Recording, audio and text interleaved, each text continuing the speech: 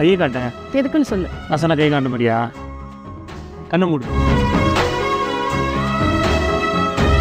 என்னம்மா மோதிரம்ல? மோதிரம் மட்டும் இல்லை, ஏதாவது பட்டு புடவை வாங்கிட்ட மாதிரி. பட்டு புடவையா? அது மட்டுமா, பட்டாசு வாங்கியிருக்கேன்.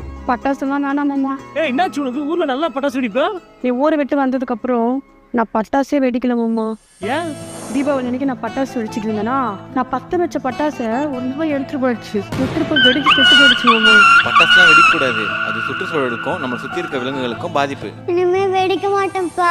அப்போ முடிவு பண்ணேன் என் லைஃப்ல இனிமேல் பட்டாசே வெடிக்கூடாதுன்னு. சரி, இப்போ இது என்ன பண்றது? இது என்ன பண்ண நான் சொல்றேன். அப்பா பட்டாசு வேணும்ப்பா. இப்பவே கேட்ட இப்பதான் வாங்கி கொடுக்க முடியும். அண்ணா சொல்லுவா தங்கச்சி. இந்தாங்க பட்டாசு உங்க பையனுக்கு கொடுங்க. ஐயோ இல்லை வேணாமா.